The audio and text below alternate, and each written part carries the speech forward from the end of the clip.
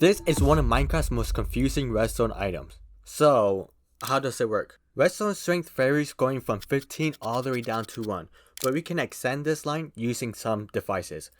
A repeater takes in any input and outputs a signal of 15, no matter what. But a comparator actually reads this signal and then output that signal strength. An input of 1 outputs a 1, an input of 7 outputs a 7. And this input doesn't even have to be from redstone. It could be from containers, from basics like chests, hoppers, and furnaces, to weird stuff like portal frames, books, and even cake. These comparators are actually detecting how full these containers are. So an empty chest outputs nothing, but a full chest outputs the max 15. A chest filled 1/3 of the way will produce a signal strength of 5, which is a third of 15.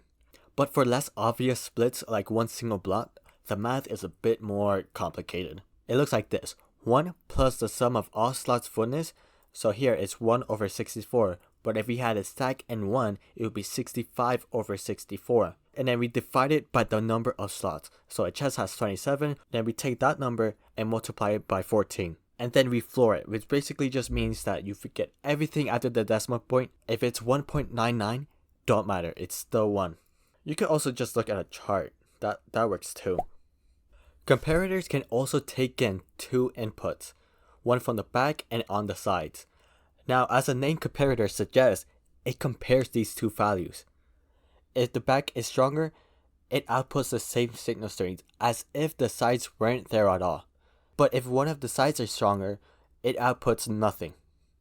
Also note that it doesn't take in both sides. It picks whichever one is stronger. If one is 12 but the other is 13, it ignores the 12. It means nothing to it. On the comparator mode, that doesn't really change much, but in the other mode, subtraction mode, you may have noticed a difference. Instead of the output being the same signal strength as the back, it subtracts the back from the side. It subtracts the side from the back. So 14 minus 13 is 1. And with these two modes, you can actually do some cool stuff. This is a redstone clock. It works using subtraction mode on comparators. Essentially, what it is doing is inputting a signal strength of 15, which outputs a signal strength of 15.